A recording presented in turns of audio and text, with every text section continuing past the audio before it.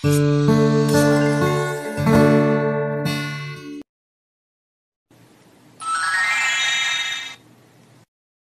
guys, selamat datang di channel kami.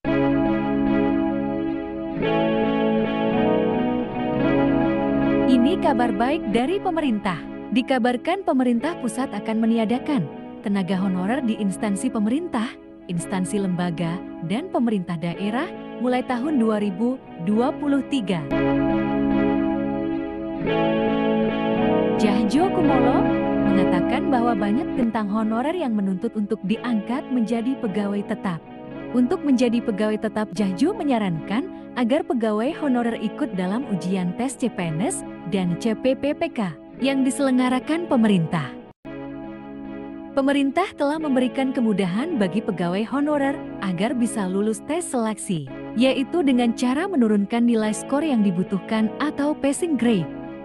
Jadi tes tersebut akan diturunkan nilai skornya agar mudah diterima.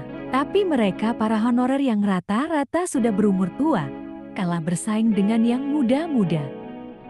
Dilansir dari kompas.com, Menteri Pendayagunaan Aparatur Negara dan Reformasi Birokrasi, Djahjo Kumolo mengatakan, para honorer hanya bisa diangkat menjadi pegawai negeri sipil hanya dengan mengikuti tes tersebut, yaitu tes CPNS dan PPPK.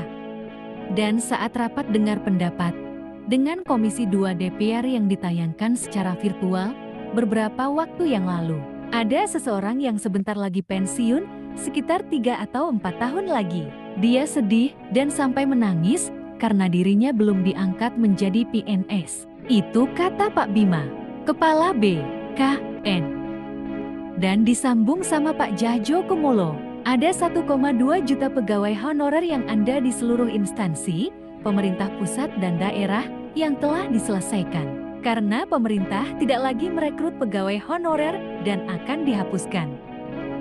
Dan masih ada 1,6 juta pegawai honorer yang masih aktif, yaitu para honorer guru, pegawai honorer penyuluhan, dan pegawai honorer perawat. Ini tidak mungkin dipecat, pemerintah masih memberikan kesempatan sampai dengan pensiun. Demikian kabar dari pemerintah tersebut mengenai rencana pelaksanaan penghapusan pegawai honorer di semua instansi kementerian dan pemerintah daerah. Terima kasih sudah menonton video ini.